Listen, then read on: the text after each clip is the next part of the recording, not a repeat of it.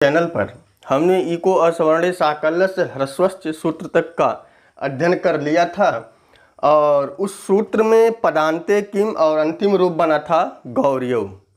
तो थोड़ा सा उसको हम समझ लें क्योंकि आपको थोड़ा सा पुनरावृत्ति कराएंगे तो उससे संबंधित ही यह सूत्र है। तो जैसे हमने बताया था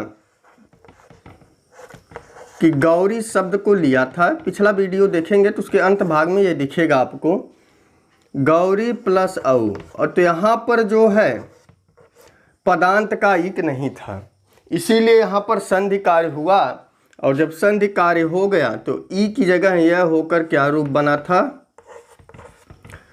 गौर्यौ, यही रूप बना था क्योंकि यह पदांत का इक नहीं था। इको अस्वर्णीय साकल्य से ह्रस्वस्य, तो इक जो अपदांत था इसीलिए यहाँ पर संधि कार्य हो गए। अगर ये पदांत का होता तो यहाँ पर संधि कार्य नहीं होते। क्लियर हो गया। तो अब उसी से संबंधित यह भी सूत्र है। सूत्र क्या है? अचारहाभ्याम द्वे लिखा गया है इसमें अचह पराभ्याम रेफ हकाराभ्याम परस, कि अच के बाद पराभ्याम माने पर में रेफ हो हकार हो और परस यरो द्वे, और बाद में यर प्रत्याहार के वर्ण हो। तो यर प्रत्याहार में ह को छोड़कर संपूर्ण व्यंजन आते हैं। है वर्ण से स्टार्ट कर, है वर्ण के ह को छोड़कर यस स्टार्ट करेंगे और कपय सक्षर तक जाएंगे। तो दूसरे प्रकार के शब्दों में कहें ह को छोड़कर संपूर्ण व्यंजन। तो यह सूत्र क्या कहता है कि अच पराभ्याम, अच के बाद यदि रेफ और हकार वर्ण आए, अच के बाद रेफ और हकार, रेफ माने इसमें इफ प्रत्यय जुड़ता है और इसमें अकार, तो रेफ और हकार माने र और ह वर्ण आए और परस, और उसके बाद यदि यर प्रत्याहार के वर्ण हो तो उनका व माने विकल्प से द्वे माने द्वित्व हो जाता है, उनका विकल्प से द्वित्व हो जाता है। तब थोड़ा सा इसको हम समझ लें। रूप क्या बना है यहाँ पर देखा जाए, गौर्यौ बना था। अब इसी का हम उदाहरण आगे लेते था और उसके बाद है औ। जब गौर्यों को अलग अलग करके लिखेंगे तो ग औ र य, और उसके बाद क्या है औ है। समझ में आ गया। तो यह कह रहा है अच, तो ग में जो औकार है वह अच है और उसके बाद दिया र और ह होना चाहिए, तो उस औ के बाद क्या है र है। यदि आपको इससे भी दिक्कत होती है तो इसको थोड़ा सा और विस्तृत करके लिख देते हैं, और विस्तृत लिखेंगे तो क्या हो जाएगा ग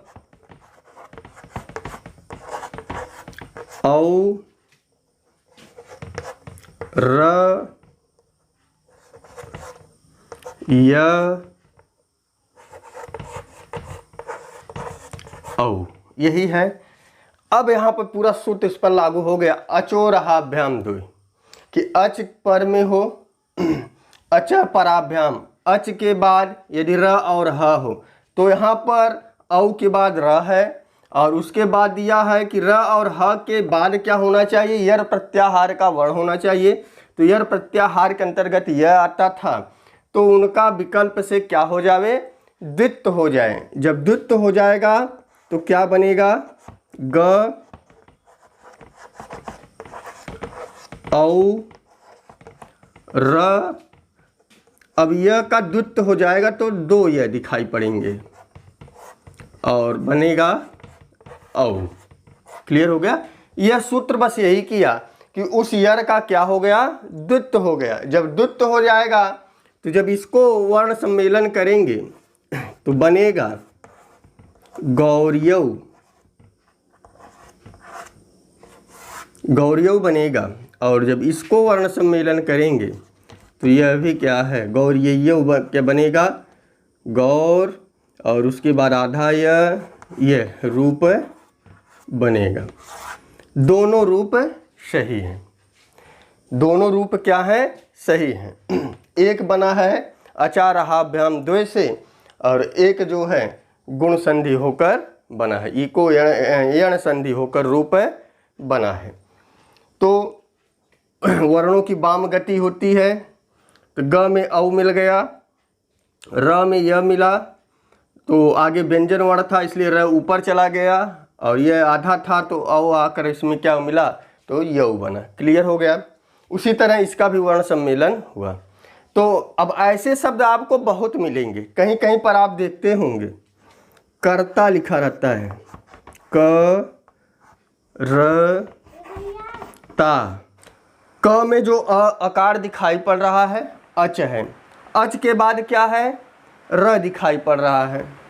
सूत्र के सारे नियम इस पर लागू हैं। उसके बाद त वर्ण जो है क्या है, वह यर प्रत्याहार के अंतर्गत आता है। तो इसमें क्या हो जाएगा, दो रूप इसके भी बनेंगे, दोनों अलग अलग दिख दे रहे हैं, क र त, और इसको और अलग करके लिखेंगे, त में आ है तो आ को अलग कर दिए। अब दोनों का योग करेंगे। इसका जब हम योग करेंगे हमें कर्ता इस तरह से दिखाई पड़ेगा, और इसका जब हम अचोरहाभ्याम से द्युत कर देंगे तो कर्ता हमें जो है इस तरह से दिखाई पड़ेगा। दोनों रूप से, चाहे इसको 60 में लिख दीजिए या जो है इस तरह से लिख दीजिए। समझ में आ गया। कहीं कहीं पर हमें डबल त दिखाई पड़ता है, कहीं कहीं पर सिंगल।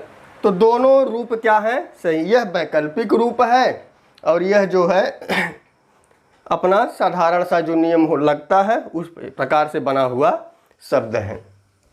तो अचारहाभ्याम द्वय ने केवल यही बताया कि अच के बाद यदि र और ह हैं और उस र और ह के बाद जो है यर प्रत्याहार के वर्ण आते हैं तो उनका विकल्प से क्या हो जावे, द्वित्व हो जाए। क्लियर हो गया।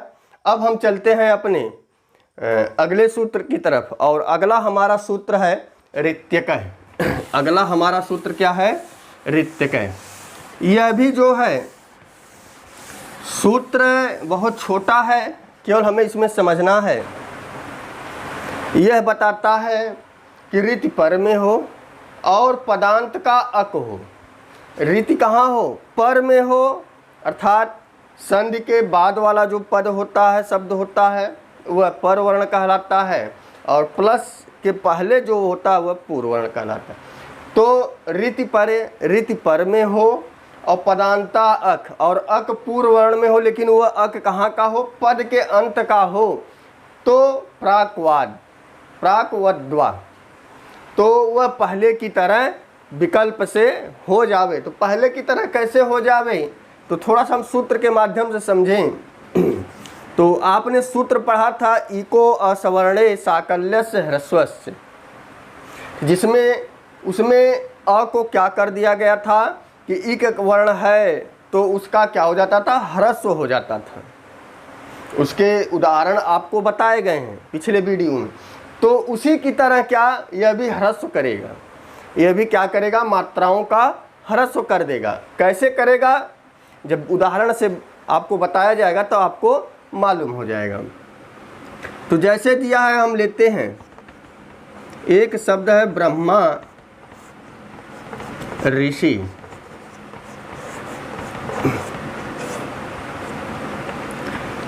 तो जब इसमें हम संधि आदि कार्य करते हैं तो एक शब्द बनता है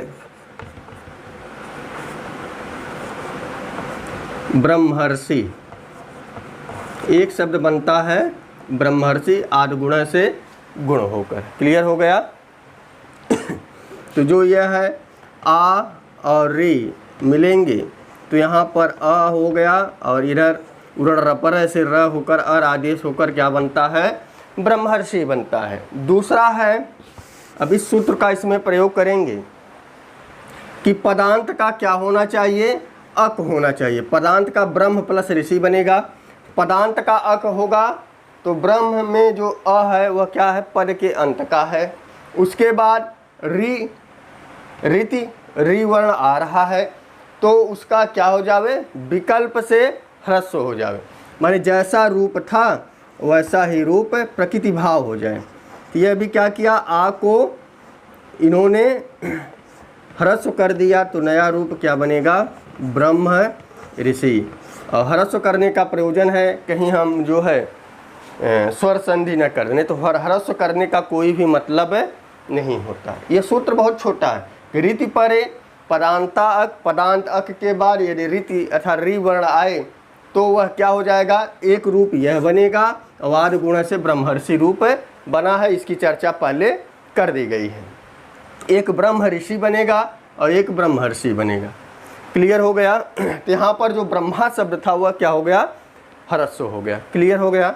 यदि ह्रस्व करने का मुख्य फल यही है कि हम इसमें जो है फिर गुण आर्य संधि न करें। क्लियर है। अब हम आते हैं, लिखा है पदांता किम, आखिर वह पदांत का अक क्यों होना चाहिए, वह पदांत का अक क्यों होना चाहिए। तो एक उदाहरण दिया गया है आर्छत। ऋक्ष एक धातु है, ऋक्ष एक धातु है। जब इसमें तिप प्रत्यय लगाएंगे कर्तरी सबसे सब का आगम होगा तो यहाँ पर बनेगा ऋक्षत। तिप में एक ही है, क्या हो जाती है, लोप होकर केवलता शेष बचता है, तो ऋक्षत। क्लियर हो गया। और लुंग, लंग, लुंग और रिंग में जो है आठ का आगम होता है। और आठ का आगम कहाँ कहाँ होता है, ऐसी धातुएं जो स्वर से प्रारंभ होती होंगी उसमें क्या होता है, आठ का आगम होता है। जब आठ का आगम होगा तो इस आठ में ट का हलंत्यम से इत संज्ञा, तस्य लोप से लोप, ये सब आप सारी चीज़ें पढ़ चुके हैं। तो बचेगा क्या, आठ बचेगा। बचा क्या, आठ बचा। तो अब यहाँ समस्या है कि यह जो आठ है आगम है, ना कि यह पद के अंत का है। यदि यह पदांत होता तो अ प्लस ऋक्षत बनता, अ प्लस ऋक्षत रूप बनता, लेकिन यह पदांत नहीं है, यह आगम है। आठ का आगम हुआ है आटस्थ सूत्र से। जब आटस्थ सूत्र से आगम हुआ तो यहाँ पर क्या हो गया, आ और री की वृद्धि हो गई। और जब वृद्धि होती है तो क्या रूप लिखा जाता है, आर, और नया शब्द बनेगा आरक्षत, आरक्षत बनेगा। तो यही लिखा गया इस सूत्र में कि रीति परे पदांता, पदांत का अक होना चाहिए, उसके बाद रिवर्ण होंगे तो विकल्प से वही ब्रह्मर्षि और ब्रह्म ऋषि दो रूप बनेंगे। यदि पदांत का अक नहीं होगा तो जो आरक्षत दिया है ऋक्षत धातु है, तिप प्रत्यय लगा है, और जो स्वर से प्रारंभ होने वाली धातुएं होती हैं उसमें आठ का आगम होता है। आठ में ट की हलंतम से इत संज्ञा हो जाएगी, तस्य लोप से लोप, और आ बचेगा। और जो यह आ है वह पद के अंत का नहीं था, आगम का आ था, इसीलिए यह जो है यहाँ पर संधि कार्य हुए तो आटस्थ सूत्र से वृद्धि हुई, और जब वृद्धि हुई तो नया रूप क्या बना, आरक्षत बना। तो यह स्वर संधि का जो प्रकरण चल रहा था आज समाप्त हुआ। अब इसके बाद जो है हम स्वर संधि से संबंधित जो है वैदिक स्वर संधि थोड़ा सा पढ़ना, कुछ लोगों की इच्छा थी कि वैदिक स्वर संधि को भी बताया जाए, जो कि नेट और यूजीसी के हिसाब से महत्वपूर्ण है। तो वैदिक स्वर संधि का व्याख्या किया जाएगा और उसके बाद फिर हम व्यंजन संधि में प्रवेश करेंगे। तो बस आज के लिए इतना ही। नमः संस्कृताय, शुभ संध्या, शुभ रात्रि।